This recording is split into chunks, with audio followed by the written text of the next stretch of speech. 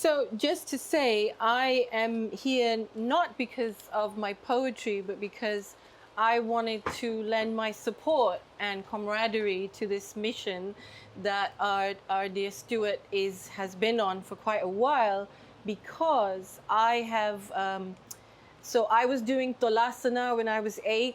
My mom is a yoga teacher, my grandma. I grew up around all of this. And then I came to the West, and what I found during my time, teacher trainings, I've taught, I've practiced, I felt there was something very off, to put it lightly, and I myself found myself disenchanted and suspicious, and I left the sort of yoga world. So it would appear that Stewart and I had reached these conclusions coming from very different places, to sort of reach the exact sort of same conclusions, but from different avenues. So it gives me great pleasure to support this. So we'll just get into it. And for those who sort of may not be aware of Stewart Home, the man, the myth, and so forth, perhaps you can fill in the gaps for us. Yeah. Yeah. Well, there's actually a lot of people here who do know quite a lot about me. I can recognise a few faces, familiar faces turning up like bad pennies, as always. That's a joke because my friend Bridget Penny is here, who I had in the seminar series, which I edited for, not her first book, but Index, a very good book, which I edited for Bookworks, a series, and I had Bridget in the series. But in some ways I did really start here because coming out of punk rock, as I was into the London punk rock scene in the late 70s, I started going to radical bookshops, including this one, and Compendium a lot. Here was coming to Housmans was essential, I was just saying to Al earlier, because it was the only radical bookshop in London when there were, he told me there were 52 in the past, back in the day. It was the only bookshop that stocked Red Flag, which was published in Liverpool. Only bookshop in London. It's probably sold to the other place.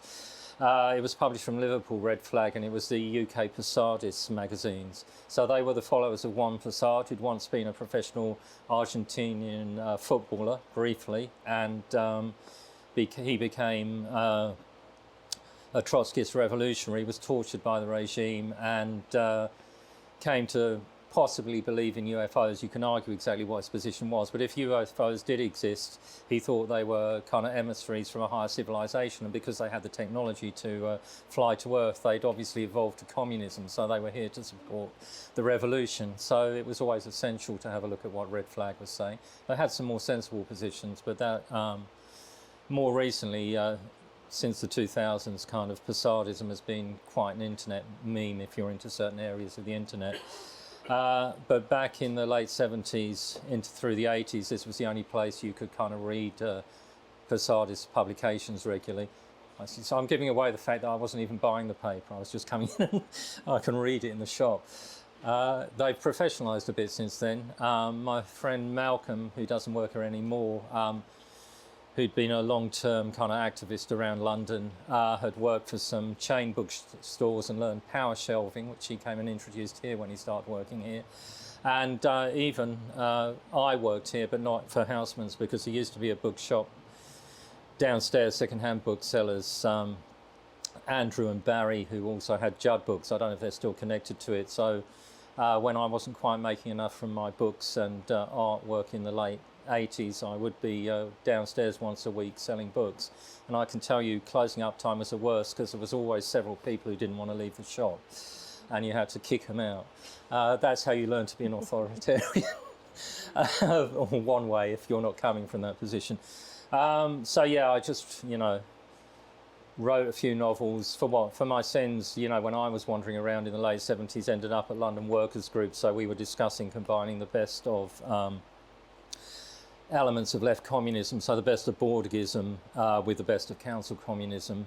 It's a very specific position. If you have it, you often get mistaken for an anarchist because you're anti-Leninist or anti-Bolshevik. I mean, Bordiga wasn't really anti-Leninist. He had a complicated position. I also ended up writing a lot of avant-garde fiction, supposedly. That's how the press describes it, so I believe everything I read about myself. And also working within the art world. I didn't train as an artist, but I thought, you know, if I could be a musician, which I had been in punk bands and indie bands, without knowing anything about music when I started, I could be an artist without really knowing anything about art. So I did successfully infiltrate the art world, and I have more successful friends here, like Rita, who's sitting down here in the art world. But I followed her lead in taking up painting, although I'm now painting standing on my head. And I put the paintbrush between my toes. Rita gave me some great advice on inks and papers, which I took up. So without the help of your friends, you can never quite realise your projects. But the head standing thing, which I'll finish off with, I just wanted to learn. I had a gym membership, and I wanted to learn to stand on my head because I'd been to a literary party, met some young author who was worried about doing readings for the first time in public, and I said, don't worry about it, I could do it standing on my head. And I thought, oh yeah, of course I could do it standing on my head. So I'll just demonstrate. This also will demonstrate how I like to cock everything up, because I know these kind of microphones, which I hate. I like the old ones with the leads on.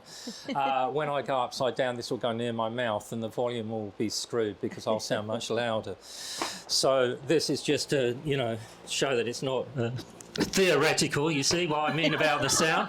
I knew that was going to happen, but I was waiting for it. So yeah, I used to... this was the, you know, the gym I went to wasn't that far from the National School of Circus Arts, but that's rather expensive to attend, and yoga lessons were free in my gym membership, and they did do headstanding back then. So I learned to stand on my head and would recite from my novels, which often sex and violence scenes, of course.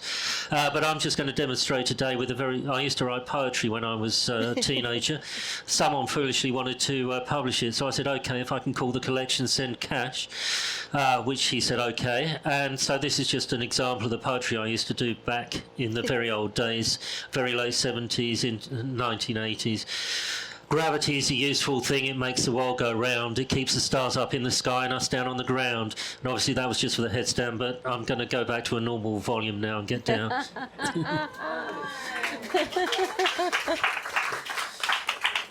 But that was the only reason I started yoga. Yeah. So that's I mean, that is true. That is very true. And throughout the book, I've noticed that a number of the characters in this cast, you mentioned their sort of specific interests in headstands. That's the only posture that you mentioned, their specific interest in headstands. That and plants, yeah. which is peacock in yoga. Yeah. I would point out as well that the yoga headstand is usually a basket, which is why I now always do the tripod, although I can do the basket. But it began in the gyms. Exactly. So let's talk about that. How did you get exposed to this thing that we are not calling yoga? Modern postural practice. We are calling it modern postural practice. Well, in terms of going to the gym, it was probably about 2009. Yeah. And I was going to a boxing class, and I noticed there was a yoga class after, and I decided I wanted to stand on my head. So I went to the yoga class, got a very poor reception from a lot of the students who actually complained to the instructor that I was violent because I did boxing. And she grew up in Las Vegas, strangely enough, and said, no, that's okay. Stewart gets out all his violent tendencies in the boxing class, and he's in a perfect mode for doing yoga afterwards. But, you know, she also was quite surprised when I learned headstand very fast, which she didn't know that was the only reason I was going, really, that I didn't care for the sun salutations or the plough or anything else. It was just for the headstand, and asked me how come I'd learnt it so fast. I said, I practice every day at home because I write fiction and I wanted to recite the fiction upside down. She said, you can't do that. I said, sorry, I'm already doing it. Did it in Berlin last week. And I think that might have been the first one, I can't remember. No, the first one was in Paris. See, I went a long way from London in case it failed, but then, you know, I just got curious about some of the stuff that was said in the classes. You know, there was this stuff about chakras, which obviously I'd come across through kind of, as a kid and a teenager, I was always fascinated by con men. So, you know, I'd read my Aleister Crowley, The Great Beast, and even some of his novels. Came across Crowley initially in Dark They Were and Golden Eyed, which I don't know if anyone remembers that bookshop, which was in St Anne's Court, science fiction bookshop, between Dean Street and Wardour Street. So first time I wandered in there was it still in the same, was it in the same place there? I can't remember. 74 was the first time I went to that bookshop, because I started wandering around the West End on my own when I was 12, so with my mates, and find these weird places. But yeah, they were talking about chakras and all, you know, Kundalini and lighting up the serpent power and stuff, which I just thought was a complete load of nonsense. So not that I was unaware of Arthur Avalon and, you know, the serpent power and all those classic colonialist interpretations of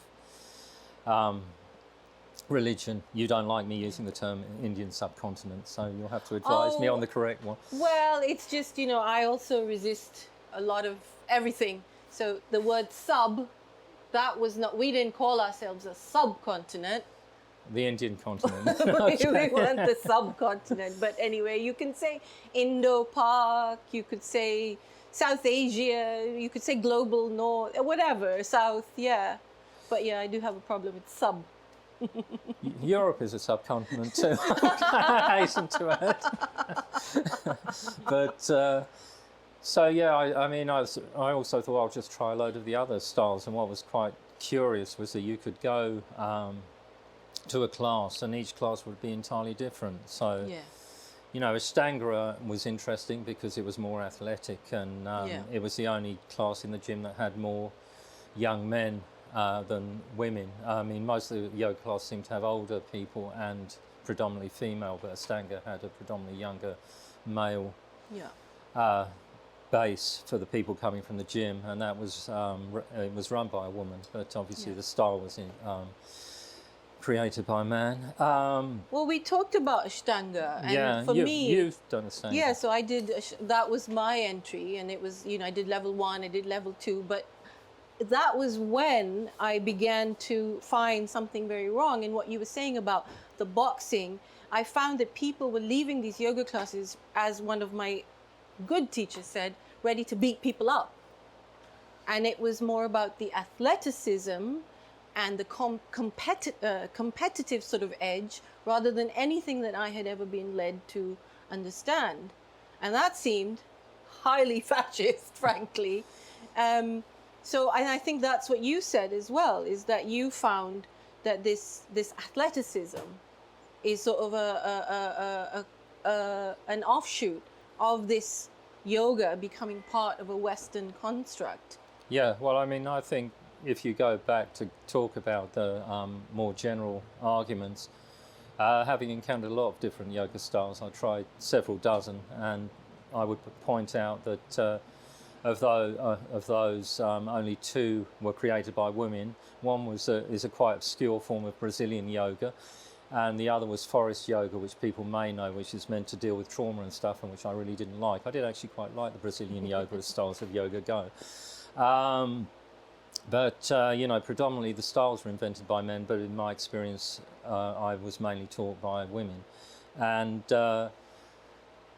for a whole lot of reasons, and also because some of I particularly disliked the Iyengar teacher, who told me asked me if I could do a headstand. I said yes. I did it in the middle of the room, and she started screaming at me, "No, you don't do it like that. You do it against a wall." It's like, I've never been to an Iyengar class before. How do I know? You asked me if I could do a headstand. I said yes, and did it. And then the British Wheel of Yoga teachers I found really horrendous as well. There was one who when you went to the class, she put you into a kind of meditation for about 20 minutes so she could read some crummy essay she'd written. And the one I experienced happened to be about the civil rights movement in America. And I'm just, you know, she's lying you there in Shavasana corpse pose. And you're thinking, wow, it's only real weirdos like Frank Rudolph Young who tell you should do this for half an hour. In most classes, it's like 3 to 5 minutes at the end. Yeah. And she's talking about civil rights movement, great, in America in the 60s. But she only mentions Christian civil rights. Yeah. Whereas, of course, you know, Muhammad Ali, Michael X, there's a lot of important Muslim figures Yeah. as well in the American civil rights movement. So you're thinking, this is weird, this is so... You quite often come up against this with my experience of the yoga in the gym, that it was very Christian at base, which when I went into looking for information about it, it's because of roots in kind of New Thought and Christian strands coming through in Western modern postural practice, or what people call yoga. Yeah. So when I started reading up on yoga, one of the key texts for me was a book called Yoga Body by Mark Singleton. Yeah. And he is basically arguing that yoga was invented in India in the 1920s and 30s, where people mixed kind of yogic practices and Hinduism and other things, because Hinduism isn't the only source for this material. I mean, Jain religion, precursors to, you know, where it's predominantly Muslim on the Indian continent, not subcontinent now, and kind of tantric, all sorts of things fed into it. It's you know, the BJP want to claim yoga as Hindu, but its roots are much broader than that. I mean, obviously Buddhism is closely related, but there's also strands from there. But anyway, Singleton's argument was that it was invented in India in the 20s and 30s by people mixing, and it wasn't original to him, it comes from other people, but we won't go into the whole history of the more minor books. It was mixing Western gymnastics brought to India by the British Army and army drills with native practices, if you can bear the word native, sorry, apologies. When I went to look at where does yoga come from in the West, which was what I wanted to write about in the book, because it didn't strike me as very Indian, and possibly because my first experiences with yoga were as a kid. I'd come home from school and put on the TV, and there was this, I don't know if it was broadcast outside of London, but there was this program called, oh God, it was Richard Hitleman. What was the program called? Yoga for Health.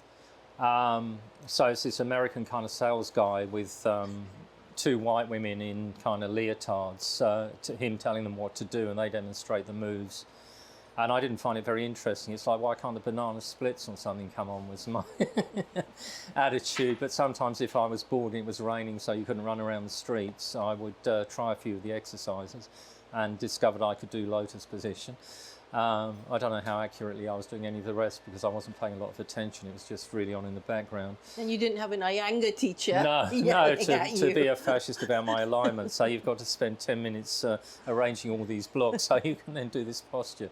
I only ever went to one Iyengar class. It was too much. The teacher was quite old and apparently had been taught by Iyengar himself, at least so it was claimed. But the weirdest thing about that class, it was an old guy who sat at the end of the exercise, lay at the end of the exercise studio with a towel over his face for the entire lesson, and apparently that was his practice because he wasn't up to doing anything else. But it was quite unlike anything else I'd ever seen in the gym. But anyway, so Singleton's argument and the argument of other academics, I mean there's a whole range of writers on this, is that the yoga is a hybrid synthesis of different elements created in India in the 20s and 30s. But as I went back reading a kind of history of yoga fairly randomly from what I came across, I was also coming across figures like Pierre Bernard or the great Om, who kind of came out of a kind of Houdini-style act and going into death trances. He first appears in the papers in 1898, I think it is. And then certainly by 1910 and possibly by as early as 1905, he was teaching what looks like modern postural practice So it's like, well, did this actually originate with him? Because the academic writers about the origins of kind of modern postural practice as opposed to ancient yoga are saying it's in India in the 20s onwards. But this is a decade, maybe a decade and a half, maybe 2 decades earlier that this guy's doing this. So that kind of opened the question for me. If he did originate it, did it kind of also occur spontaneously within the Indian continent later on, or was there a route of transmission? I can't answer that question, but I can. Well, and just to say that so there's a host of characters. So there we have Pierre Bernard, the great because they didn't spell it right. So he ended up being known as the great rather than the great Om. 2 O's.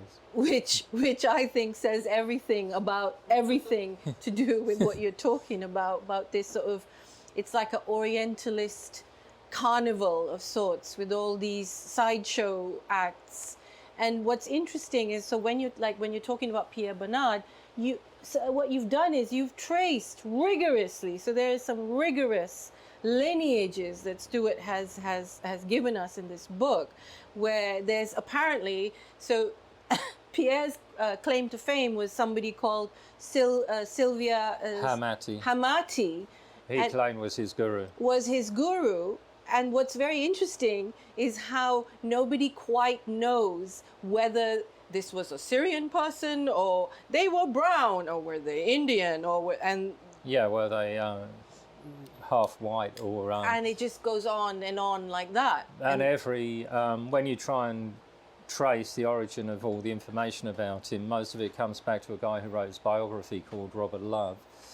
And then when you look at academics and you look at their footnotes, they say they got the information from Robert Love. But Robert Love's proof of, there were a lot of disputes about what his original name was, where he was born, what date he was born, and different dates. But Robert Love proves this by saying he was told the correct date by a relative of Bernard who saw it written in a family Bible, which is, completely uncheckable. And he also claims that he has proof of Hamyati as Bernard's guru lineage, in that it's he gives the initials of the International Journal of the Tantric Order, but doesn't name the journal and says it's in an interview in this publication. So I thought, well, that sounds like the International Journal of the Tantric Order. That's the initials, they're the same.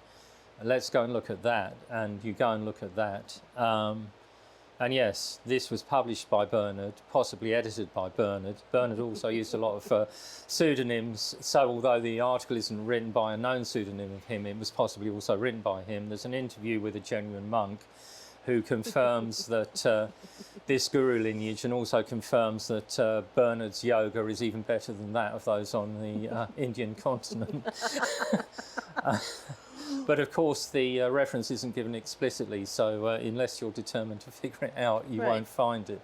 Or you just go and write a book called Fascist Yoga and don't bother, because what the overarching theme that I get from all these characters, and this is throughout the book, is that everyone's desperate to prove some authentic something, but it never emerges. No, I mean, and it's the same with some of the Indian gurus fake their guru lineages. Yes. Although that's not my interest, because I'm interested in Western modern postural practice.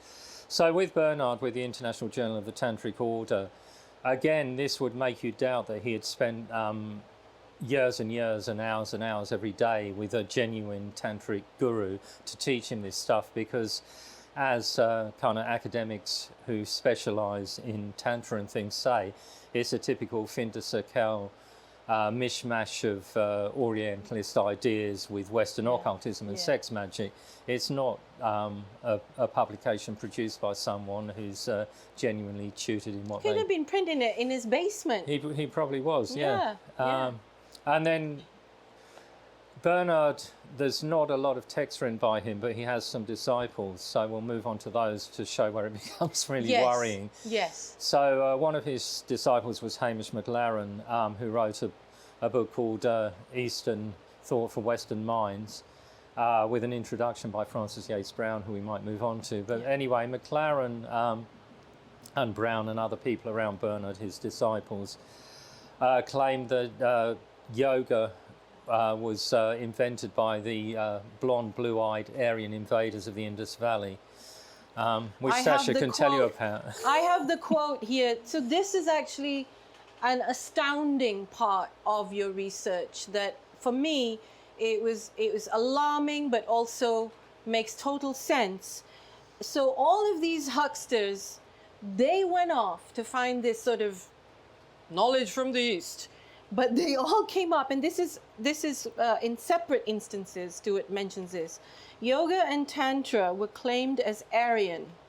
That is white. Pursuits by Bernard Circle on the basis that the Hindu caste system was created to preserve racial purity in India, and those of high caste were, at the inception of the system, Aryan, which is the same position as Nazi racial theorists. So by this lineage, therefore, it is our heritage.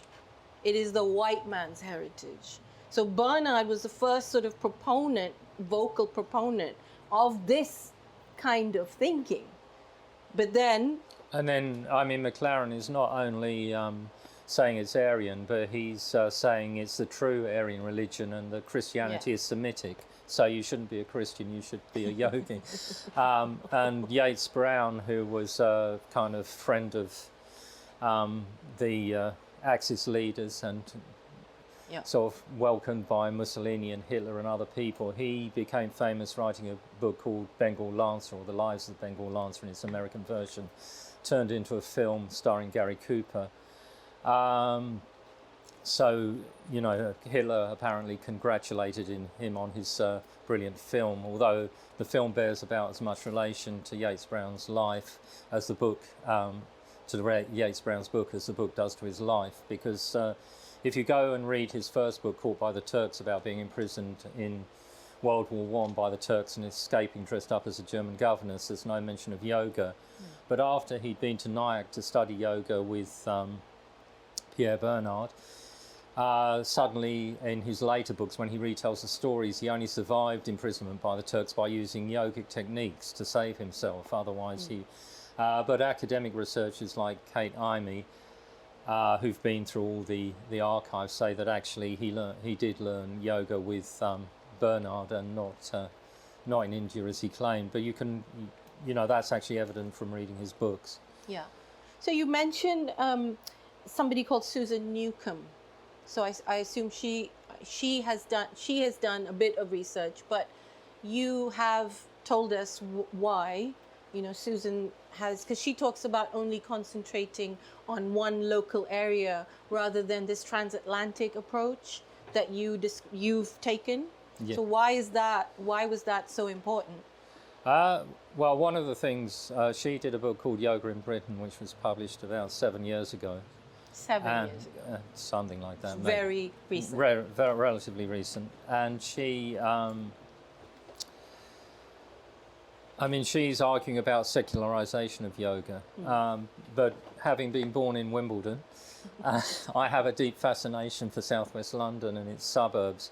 And she writes about a guy called Desmond Dunn, and doesn't actually discover what his real name is, which is James Lee Richardson. Well, we never discover anyone's real name. Well, you can do it quite easily. I was doing it even in the 80s. I used to go to the British Library and look up in the old catalogue writers, and quite often you could get their real names and their pen names from looking up in the British Library catalogue.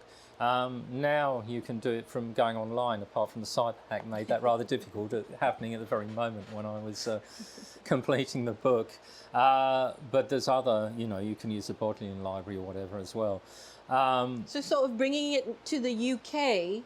Well, she brought it to she says you should study yoga in a specific place to make sense of it. But to me, if you want to look at someone like Yates Brown, to kind of get into his fascism, which is kind of documented in the book, you really need to look at Europe. But to understand his yoga, you need to look at the USA. So for me, you do need a transatlantic model. And I do also look at, you know, Himmler's interest in yoga, which is obviously in Germany, but a lot of that is using other people's work. There's less original research than in some of the later material. And also in Rijeka, where D'Annunzio, the Italian poet, occupied and created a proto-fascist state, there was a yoga group. It's also, you need to look at figures like Crowley, because the yoga emerges through occultism as well. And I mean, also what I was just trying to kind of track back through a lot of material published about yoga, looking for books on yoga and magazine articles on yoga from the kind of pre-war period. And while some of the names of stuff that was widely circled, like Yogi Ramacharaki, appear to be Indian, that's actually a pen name of William something. Walker Aikins. Aikins. And so, you know, the people spreading yoga in the kind of between North America and Europe in the pre-war period were largely appear to be of European or European descent. Well, that's what I wanted to highlight, is that, so beginning in America with Pierre, but then you've been very vigilant about this transatlantic network that then we traveled to 1920, and we're talking about Guido Keller, and we're talking about Annunzio, and this, can you tell us about this group, which had, basically they called themselves Yoga, Y-O-G-A in capital letters. And I found them a very fascinating sort of prototype, and I think that's why you've got it in there, to show how these things would emerge and how they're models for what comes later. I mean, they were kind of connected to the futurists, but had a more backward, pastoral-looking view of the world. And I think, I don't know if people have read Umberto Eco's Fascism essay, where he talks about how fascism has different elements, but it's hard to pin down. So you can have elements A, B, C in one group, and C, D, E in the next group, and then, you know, X, Y, Z in the next group. I'm summarizing crudely because he doesn't go to X, Y, Z. But so you can have groups that you can identify. He basically has about 14 elements of things that would identify a fascist group, and says that you can have groups that have nothing in common, that are fascist, and fascist groups that do have things in common. So what happened in Rijeka, which the Italians called Fiume, after World War I, sovereignty was disputed and the Italians claimed it. And it ended up that D'Annunzio, the poet, or bed-hopping cocaine freak as well, as he's sometimes described, led a kind of ragtag army, proto-fascist army, into Rijeka and occupied it. And so there were various groups, so the futurists were there, and initially the yoga group published a column in their paper. Then towards the end of the kind of D'Annunzio and Guido Keller, who was one of the key figures in the yoga group, was kind of D'Annunzio's lieutenant. A lot of the pageantry of fascism was invented there. So you had the balcony speeches, the Roman salutes, the use of religious iconography in a secular setting, the kind of tributes to the martyrs of the cause, all that kind of stuff, and a very kind of oppressive regime if you happen to be Croatian rather than Italian local. So that was all developed, and they issued 4 issues of the yoga paper before the Treaty of Rapallo kind of put an end to it, and the Italian Navy bombed them, you know, shooting from ships. And there's been a republication in 2019, of you've mentioned, of these for the anniversary of the newspaper, in a book by an Italian academic, which apparently with the name Yoga, and a swastika which they had on their publication, and a life-giving rose as well, I believe.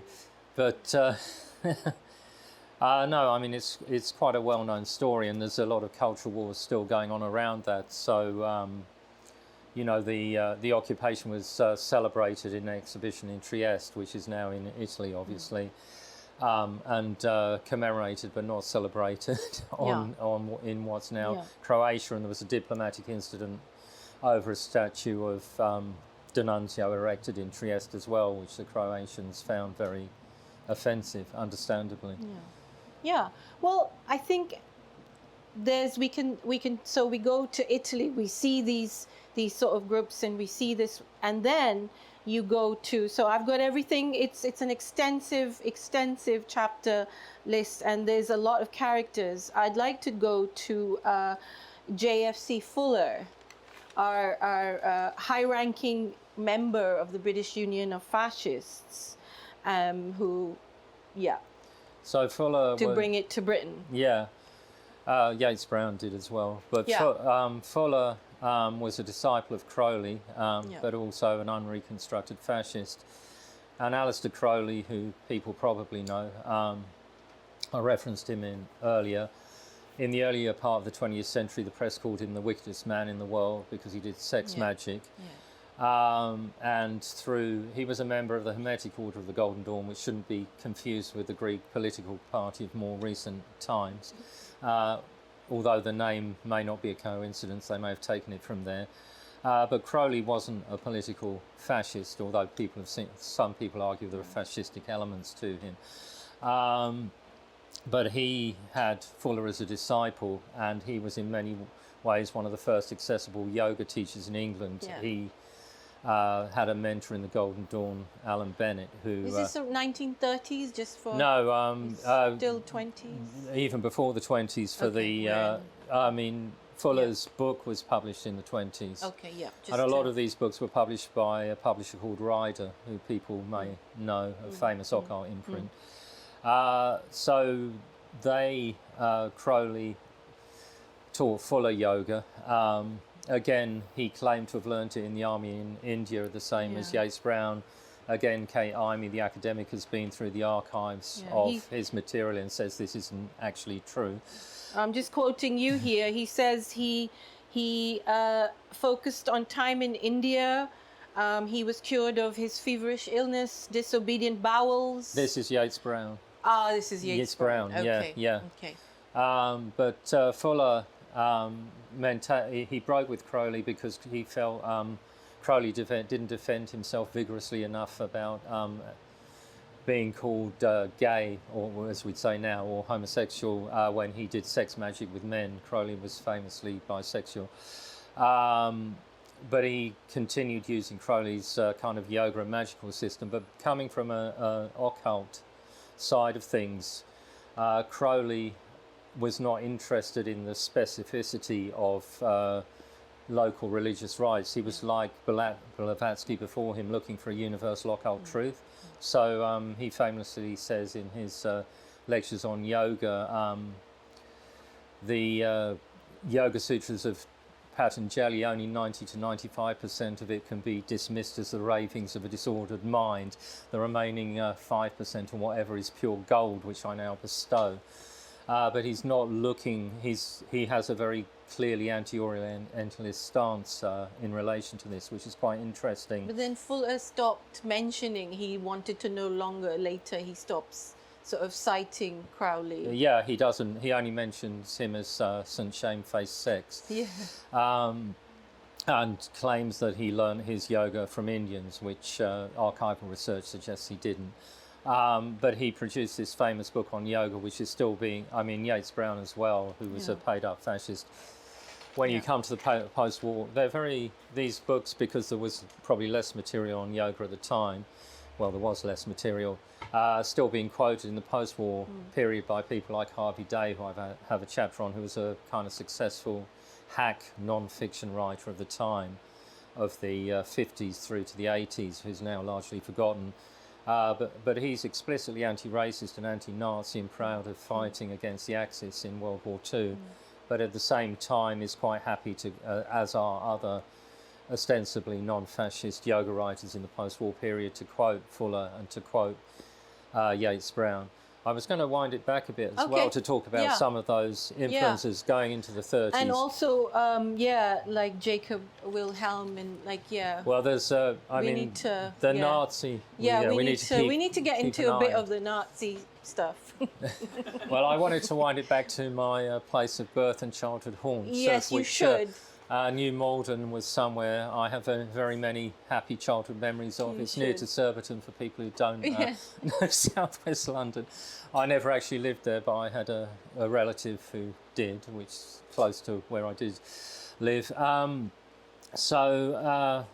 You know, I just knew New Malden as this essentially quite boring southwest London bleeding into the suburbs place. And then when I read the Susan Newcomb book and she was talking about Desmond Dunn, I thought, and I had his books anyway, because it's weird because now if you want to buy any book online, they all seem to be extortionately expensive, and I don't buy much secondhand online. But when I was doing the research, all the books I wanted would be a penny plus the postage, and a lot of them you couldn't get in the British Library because they were only American editions, but including one of Desmond Dunn's was published by Parker, which is an interesting imprint. But anyway, when I went back and found his name on the British Library catalogue, or the Bodleian, or whichever one I found it on, and then started chasing him up, he became this really curious figure, because there were claims that online that he was a guy called James Cumberbatch, but he was involved in a lot of psychical research, did these mail order courses on yoga mail order courses, which he sold from New Malden, which I immediately got my interest in, also because I was able to identify who he was through clues in his books and his marriage and stuff. So his first book about, it's a kind of encyclopedia resource book about spiritualism. He thanks his fiancée in the introduction, who helped with the kind of editorial work, called M. Kemp, and someone with his name, James Lee Richardson, married a Minnie Kemp in the following year from this book being published. So I can, you know, by tracing through, prove that this is the correct identification and not the wrong one that people have made online and is reproduced in some library catalogue. So you can't always believe it. But, you know, now, I mean, I used to go and do this kind of ancestral research in the archives back in the day, but now you can just go on Ancestry, and when they've got a free offer for 2 weeks free use, you can kind of tear through their research materials, because all those things are digitized and you can find the material quite easily.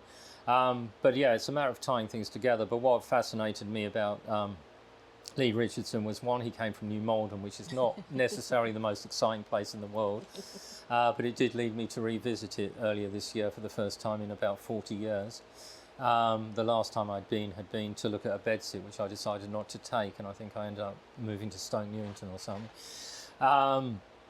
So he had a whole series of pseudonyms, and as James Lee, but spelled with a GH on the end rather than LEE, as his James Lee Richardson name is. He edited a magazine called Prediction, which was mainly run out Store Street in W1. And, you know, that has material on yoga going back. You know, there's articles on yoga. There's an interesting yoga. You see it on the cover from, I'm trying to remember when in the 30s the first one was published, but it was going through the 30s. He edited it from the 30s through to 53 or something, 52, 53, when he gave it up. And he was also running occult mail order courses. So if you look at his yoga mail order course, the lower level one, at the end of it, he recommends that you study ancient practices like tarot. We know that tarot actually isn't thousands of years old now, as he claims, as there's been a lot of research into it. And it wasn't originally a divinatory system. But Lee Richardson is promoting yoga and promoting a lot of occult practices through Prediction, through these magazines, and through his yoga course. Sorry, I probably lost the point of where I was going with all this. No, you wanted to return home. I wanted to return to New Malden. Yeah, of course. And we were talking about the mail order, which is actually quite important. So that was pre-war. No, the mail order... Wasn't that post-war? It's post-war, yeah, but he was editing Prediction magazine and carrying a lot of articles on yoga in the 30s. But I think the mail order thing is quite important. So, I mean, because even the Golden Dawn, they've had a mail order. I mean, there's been, all of these outfits have had, mail order's been a big deal for... Well, it's how the Yeah. kind of the dissemination method of the period Yeah. worked. So mail order was how you could learn yoga in the mid 20th century. And Lee Richardson wasn't just selling it in the UK, he had offices set up in the US and around the world. Yeah. So that he was, teaching people around the world. I mean, he wasn't selling it in India as far as I can tell, but he was selling it in Australia and in the US. And this is being transmitted. So this version of whatever this is, right, is being transmitted, and that's a very important point of the book as well. So what are you saying? Don't call it yoga. Well, I'm not. Because it ain't yoga. Because I actually agree with that. I do agree with that. Well, I think the thing is you can call it yoga, but you have to understand that in that case it's a homonym, as yoga is also for you, because it has more than one meaning. But it isn't this ancient Indian religious practice that people are doing. It's a mix of things, and there's different strands. So you have the occult strand feeding in one way, and you have the European gymnastics strand feeding in another. Yeah. And it's like what you were saying about you go to a class and it becomes quite arbitrary. It's like everyone is empowered, and we should talk about this. So the idea that all these fascists sort of came upon, first of all, the Aryan, like, oh yes, it's our heritage. But then the other thing, this guru relationship, which I think will take us then into what we were talking about Hitler and stuff. Yeah. This idea that you have this hierarchy of guru and relationship between the two, so you can create this sort of body of willing, whatever you want to call them. You can see the parallel for the fascist yogis between guru and chela, or student, and Fiume and masses. There's the same relationship, essentially. You mentioned that there's a character, and we will have to hop timelines because we've got this amount of time. But you mentioned, so there's this other character in the book, Indra Devi, and that's post-war, I believe. It kind of straddles. But again, she was initially interested in yoga through. Who says that Hitler? Oh no, sorry. In Savitri Devi. Savitri Devi. There are two. Most of the people covered are male because it tends to be patriarchal fascism. It is. But there are two female yogis covered, neither of whom were originally called Devi, but both adopted the name Devi for reasons we can guess. Goddess being attractive to them. So we're talking about Savitri Devi, right? So Savitri Devi was an esoteric Hitlerist. Listen to this. And this is where we can bring in some of the kind of parallels between contemporary kind of far-right conspiracy theory. She's the key figure, and then the later key figure in esoteric Hitlerism is Miguel Serrano, who's Chilean. But the belief is for Devi is that Hitler is the 10th incarnation of Vishnu as Kalki. So Hitler is this supernatural being who returns whenever he's needed. Akhenaten, Genghis Khan, and Hitler are all the same person. See, we need this, Stewart. We need to know this. And she'd been interested in. She had mixed roots, European roots, and so she, partly Greek, partly English, French, all sorts of things. Actual sort of birth name? Don't. No, we did mention it. We did mention it. It was something like Mariano.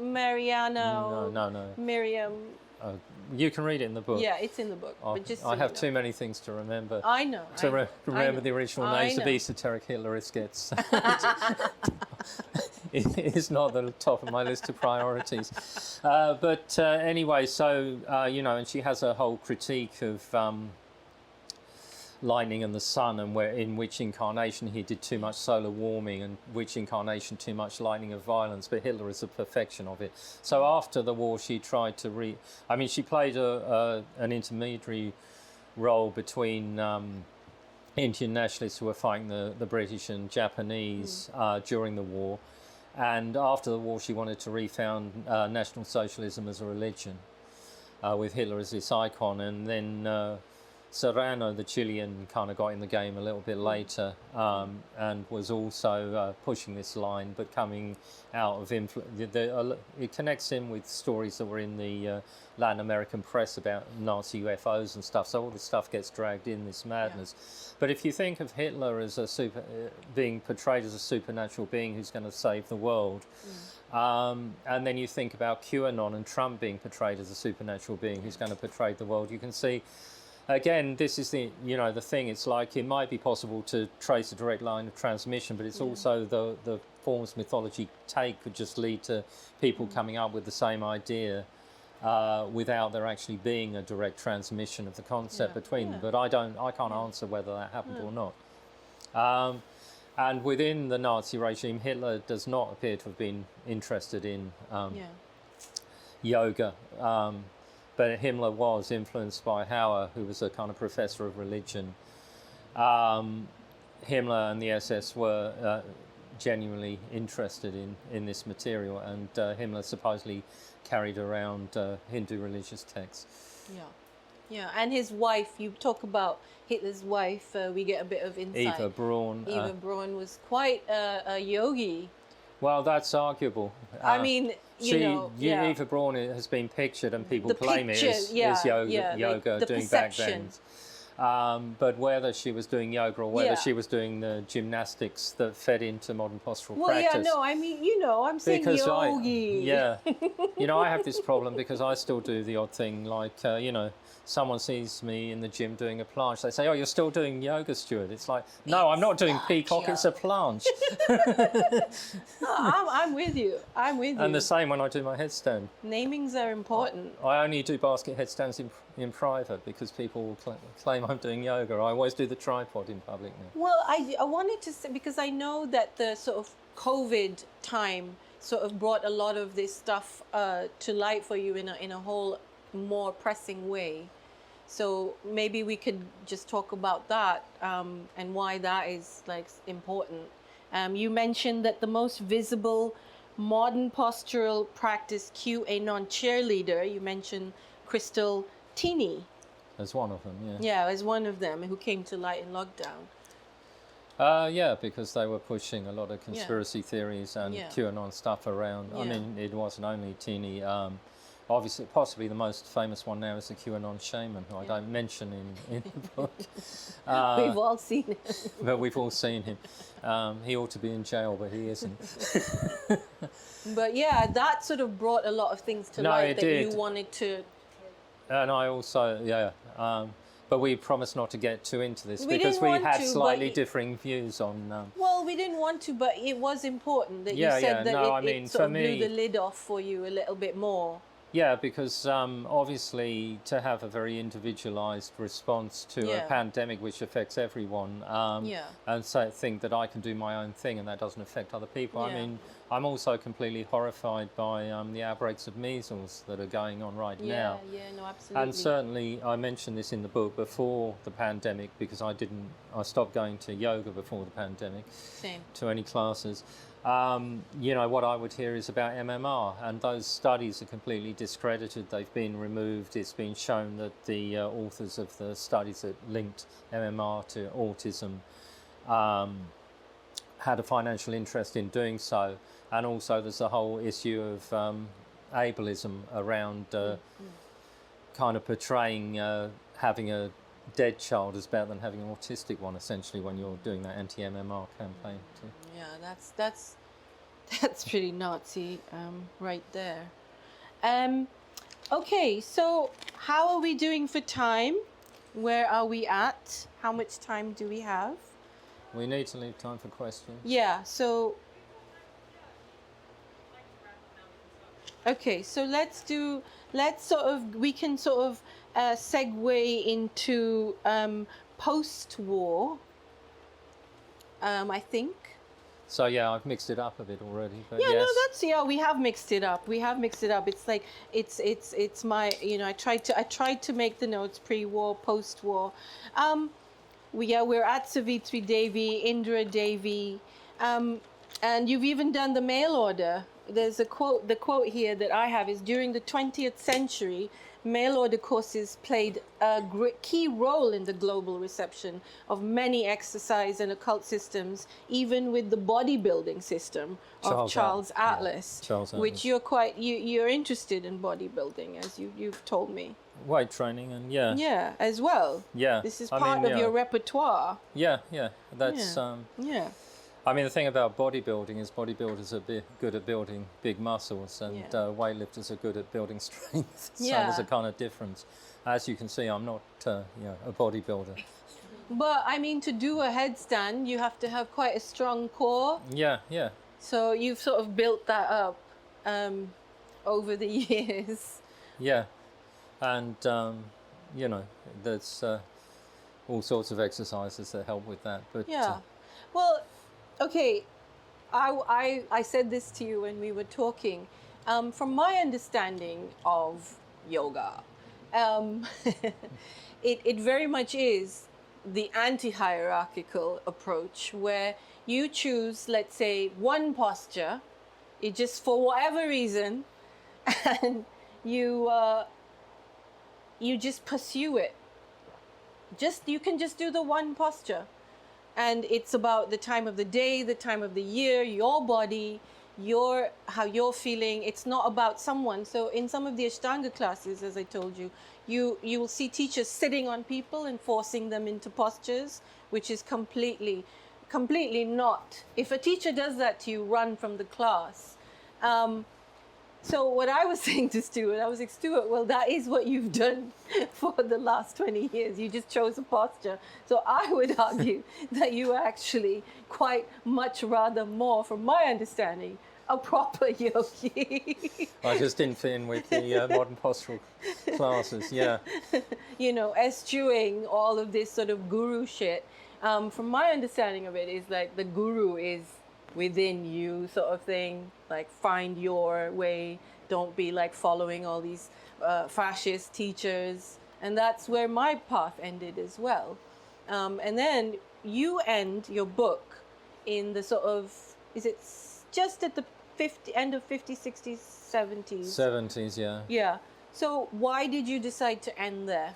There's a whole lot of reasons. Yeah, but we discussed a little bit. I mean, one is that you can clearly see up to that point the people influencing the discourse are primarily European or of European descent.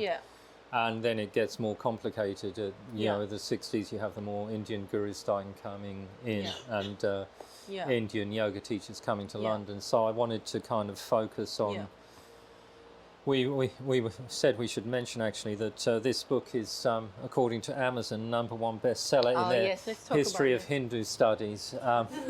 This is whereas I deliberately wanted to avoid the whole issue in Hindu Vista, although I do have an Indian publisher and I had to write an introduction for the Indian edition relating it. Yeah, that's done, relating it a little bit to Modi and the BJP. Before I did the book, I did some blogging on it, and I did go into some of that stuff then, the Hindu Vista stuff. But with the book, I really didn't, because I wanted to focus on something and be very clear that we're not talking about an Indian tradition in the book. So that was one thing. Two, there was a fragmentation of how, and a transformation of how exercise systems were transmitted. So in the 80s, you had a lot, aerobics was the big thing. And a lot of the... My mum was an aerobics instructor. As well as... Later. And a lot of that was transmitted on VHS. Yes, so Jane Fonda. Yeah, Jane Fonda, exactly. I mean, one of the things I don't particularly go into the book is... but if you go back to people like Jan Todd, who's a champion weightlifter, American, but she's also an academic to do with history of sports. So she writes a lot about the split between male and female exercise in the 19th century, and the kind of what you can see as yoga, and also Pilates, which has a different history, obviously, but it's often associated with yoga. They come out of this idea of kind of women should be weak and decorous, so you don't build muscle and strength, which she's very much against, and counterposes with what she calls majestic womanhood, Jan Todd. So yoga is coming out of that tradition, but reason for, you know, stopping in the late 70s was things became more fragmented. Things became much more hybrid, although it's clearly a hybrid, a mishmash of things. Well, the reason I was just, I think, I know we don't, I think it is important though to mention, you know, Modi with his yoga day. To me, it made, after reading your book also, that made a lot of sense, because if he's identifying with his sort of supreme race caste system, and this lot are talking about their supreme race, you know, then it makes sense that he too would use up yoga. Yeah, and what's... in its Western iteration. Yeah, exactly, because the physical practice was never as emphasized on the Indian continent.